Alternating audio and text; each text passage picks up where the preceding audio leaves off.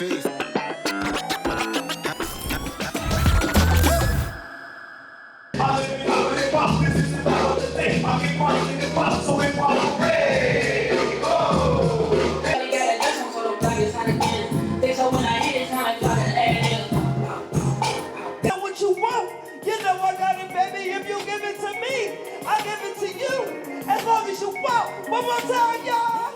那既然这个主题是有关于就是大家的一个嘻哈旅程跟故事，这样我们可能就是会请5位各自分享一下怎么样，当初怎么开始接触嘻哈，然后也稍微跟大家自我介绍一下这样子。Hey, what's up? I'm Journey from Oakland, California. I grew up on a block. I was the youngest kid on the block, and so I was exposed to music from an early age, from older kids on the block, skateboarding, listening to music. And I think the first tape I had was like an Ice Cube tape, or actually it was a BDP worldwide tour tape. And yeah, I just started listening to rap music early on in elementary school. And the first time I was exposed to graffiti was probably in the back of the Source. Chino curated like pages of graffiti art, and that was the first. I grew up in Maine, and there was not a graffiti scene in Maine. So the first time I saw graffiti was flipping through this magazine, but it definitely captured my eye and my interest, and from there, fast forward 25 years, here we are. What's good, y'all? I'm Dez from the DMV area in DC. Hip-hop's my culture. So for me, it was when I was young, I was already exposed to it. First memory of actually recognizing a song that I like was Missy Elliott, The Rain. I was probably between like 3 and 4 years old, something like that. But my journey with it in terms of focusing on the actual art and the craft probably started when I was like 6, studying different forms of like hip hop dance through choreography, little dance classes when I was a kid. And it wasn't until my teenage years where I really studied further with Junius and urban artistry in the different dance forms that are incorporated and under the umbrella of hip hop and the whole culture. So that journey has then led me into a lot of different opportunities such as this with Next Level. And yeah, that's a super small run of my journey with hip hop. Good afternoon. I am Rod Digger, hailing from New Jersey. I am currently the lone female artist in Busta Rhymes Flip Mode Squad. I started rhyming around 9 years old. What drew me to hip hop was I grew up in a household with my parents playing music 24 hours a day. They would just let their vinyl just spin. And ultimately, at some point, I started recognizing the music that my parents was playing in these samples that were now considered hip-hop breakbeats. So as I started paying attention to those songs, I just fell in love with it. The first time I actually wrote a rhyme was after hearing Roxanne Shante. Yes. And from there, I just, ever since a child, I just told everyone, when I grow up, I'm gonna make a record. When I grow up, I'm gonna make a record. I didn't know what that meant, but I just knew I wanted to do what Shante was doing when I grew up. And fast forward, I just never stopped, and it led me to the doorstep of Busta Rhymes, and the rest is history. What up? DJ Rugged One, born and raised in Brooklyn, New York, currently residing in Boston, Massachusetts. What brought me to hip-hop was of what Rod Digger just said. My father always played music every weekend, and the first record that I heard hip-hop was when my mom always bring me downstairs for like the neighbors to babysit me, and my neighbor's friend played a record which was Sucker MC's Crush Groove by Run DMC. And I was so amazed, and I was hooked on it ever since. I've done like almost everything, like rapping, a little graffiti, and MCing, but the one element that stood out the most was DJing. And the first time I heard this record, which was Herbie Hancock, Rocket, and I heard this thing called Sorry, I had to make that sound. And then ever since, I've been hooked on it, and I was trying to figure out how they do it, everything, the whole nine.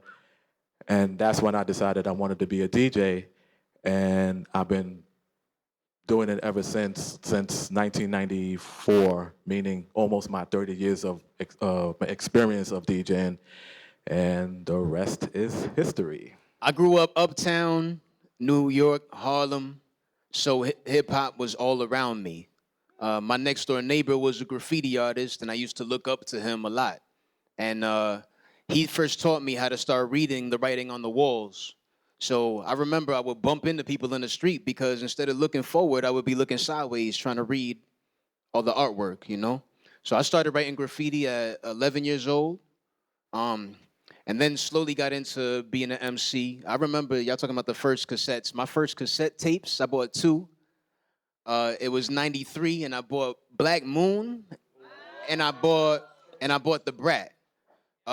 Those 2. And the second one for me was that I got, 93 was a good year, was Wu-Tang.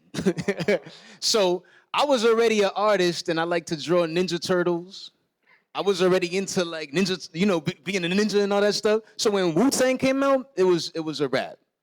And ever since then, I always wanted to practice, and I always wanted to be a part of it. So I ended up, you know, joining Zulu Nation. I ended up being on the street team for Raucous Records and for Gangstar Foundation as well. It helped to guide me through school. It helped me to graduate, you know. And so now I continue to practice this to this day. 其实听完他们的刚刚音乐的故事，我们把它归类成一种启蒙好了，就是我们听完他们的音乐嘻哈的启蒙之后，其实我会蛮好奇，就是每个在音乐产业里的人，就是有没有一个时间点让你们决定要坚持做这个产业，然后一直做下去？因为我觉得刚刚那个启蒙可能是大家可能都会有一点共鸣，就是在成长时期或求学时期，你会受到一些嘻哈启蒙。但你在这个产业里面怎么样坚持下去，做10年甚至20年、30年？就是这个问题，我也蛮想请教5位讲者的。When I was in high school, they started doing more events, right? I would start participating in more hip-hop events. I started writing a little bit more on the walls, and I started being brave enough to go on stage. And I remember it was around 98 that I was in high school, and there was like a talent show. And after I performed, it was my friends, it was the community that came back and said, you should continue doing this, you know? And I think that made me identify more as an artist and say, yeah, this is something that I should pursue. During my time, when I started DJing, I also wanted to DJ for MCs, and it felt good because that was another thing that I wanted to do as well, DJ for MCs, for rappers, and everything. And it felt good, you know, doing my own thing, doing scratches or whatnot, playing instrumentals, and it felt good. But the one thing that really stood out the most is that in 2000, the year 2000, or like they call it, the Y2K, I started competing in DJ battles. And I'll never forget this day. It was in Manhattan, Chelsea Piers, and it was my first battle. And shouts to Chrissy Z. Pabon, The Tools of War. You should definitely look that up. And it was held outside, and something told me to look at the sky. And I was like, okay, it's all right. And then all of a sudden, it started to rain. I was nervous as hell. And I started doing my routine because remember, I'm a DMC vet. I couldn't pull off my routine, and the slip mat and the records started flying off the turntables. It was not that great. But after that, even though hip-hop has battles such as rappers and MCs, it made me understand that you can't really back down. You have to hold down for yourself. And that's what made me continue my battle legacy of DJing, of making me like the regional finalist in right along the Northeast and the USA DMC 2007 USA DMC finalist ever since. So those are the two things that made me continue to do as hip hop. Yes, so my love for the culture came from me just being an extreme knowledge junkie. Like, I'm one of those type of people that I can't just appreciate watching a movie or, you know, reading something. It's like I want to dig and research. And as this brainiac child, I ended up being afforded a 4-year scholarship to a top-notch private boarding school for high school. And I'm noticing that as I'm learning things in this school, I'm also listening to hip hop. I'm listening to Public Enemy. I'm listening to KRS-One. And then I start scratching my head like, wait a minute, they're not teaching this in this school that costs so much money that my parents had to break their necks to, you know, supplement the scholarship. So once I really started doing the research on what the hip hop artists were talking about, it just gave me a whole new outlook on life. And my parents are very revolutionary. My mom was a Black Panther, so it's always been freedom, you know, fist up in our house. So everything that the hip hoppers were preaching at that time, it just formed a nice culmination of like, this is my life. This is my calling right here. This is an art form that I can do what comes naturally to me. I can learn and subsequently teach. Yeah, for me, being in my teens, I think this is kind of going across the board of that time period where you start to understand where you are, who you are, and you're trying to find your next step forward and what your journey is going to be, what is coming from your choice of that journey. So for me, being around 15 to 16, and as I started dancing, specifically focusing on all the different forms of hip-hop dance and what is incorporated in that, I got a lot of support from my community. So all the people around me, from family to friends to elders, everybody who would see me dance or do something greatly kept pushing me in that direction. And for me, that was another moment to recognize, like, okay, if other people around me are seeing that there's something there for me, I should explore that. And a big part for my own vision of it was recognizing how much it allowed me to connect with other people, whether we came from the same culture or not, plus having an understanding that the art itself is cathartic. So when I had moments in time where something was going wrong and I used dance to help me get through it, that's when it really clicked that, okay, this form of art right here, this can do things that nothing else I've done before could do in the same way. So that was a big moment for me. There's been a lot of points where I've tried to make that decision.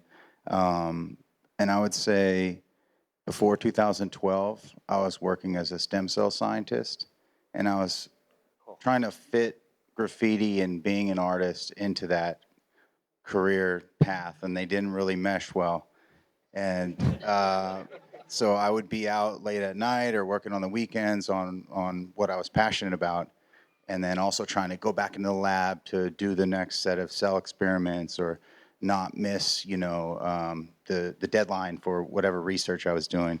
And those things felt like they just were butting heads with each other. There was no overlap of interest. And I was at the same time with graffiti and art being provided a lot more opportunities and having to say no because I had this day job with science. And when I finished up my master's, I was trying to think, should I go get a PhD or should I follow what I'm passionate about? And I ended up deciding, I didn't want to play the safe card and look back on my life saying, oh yeah, for 20 years I just did this thing and I wish maybe what would have happened if I'd done graffiti or been an artist full time. So I decided to go that route. 在喜欢这件事情的过程中，你也许会遭受到一些 maybe 现实的打击，或是你自己的一个自我怀疑。那我其实也蛮好奇，就是5位艺术家有没有这样子挫折的时刻 Yeah, so consistency, have a consistent paycheck, that's one thing. But honestly, I feel like graffiti speaks for itself. What's cool about it is it doesn't really need an artist's introduction. You see it on the street. It has that vibe, it has that power. Inherently it's cool. And that's what everyone who's interested in it is drawn to it because they see that. They might not even know what it says, but they're like, oh, that's dope. The transition from being an artist and having the work speak for itself to having to find a voice to speak about the work, particularly with social media becoming a big thing, was not an easy thing for me, particularly because I'm naturally shy and I'm used to letting the work do the heavy lifting for me. And so that's been a real skill and something that I've needed to try to develop and culture. I think my biggest frustration came personally with believing that I'm an artist and just that. I think I have very similar stories to what I hear here, going on over here. And I had a scholarship to go away to schools. But at the same time, I fell in love with hip-hop and I wanted to study. I wanted to be the best at that too. I wanted to be a purist. I wanted to treat it with respect, the art, But when I went away to school, my friends from the street were like, oh, you're not a part of this, you a nerd. But when I was in the school, they were like, oh, you from Harlem, you must be a gangster. So I'm in between. And I'm like, oh, am I supposed to do this? Am I supposed to do that? And I was doing both at the same time. I had 2 jobs, right? Like a professor, right? So I ended up, and I continued with school. I got an Ivy League whatever education, but I was still trying to be a purist with being a hip-hop artist. And it took a minute for me to say, I'm all of that. You know what I'm saying? I could be this as long as I just say, I'm an artist. I don't have to worry about what anybody else says for that, right? So it made me think about when you were talking about the hip-hop pose, I was like, this is my hip-hop pose. This is how I carry it. This is how I dress. This is how I talk. You know what I'm saying? Because I represent that in the way that I live, right? So I could embody it. And once I finally identified that fully, I didn't have to worry about it. It was a freedom. I could walk with it. I could go to sleep with it and wake up with it. 既然这是一趟旅程，那这一趟嘻哈旅程对你们来说会不会有终点 No. Okay, that's quick, precise. Till infinity. Nice. Right, Digger? When you can't do it anymore, teach.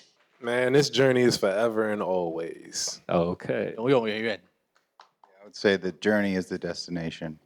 The journey is the destination. Wow, that's 旅途 philosophical. 本身就是终点。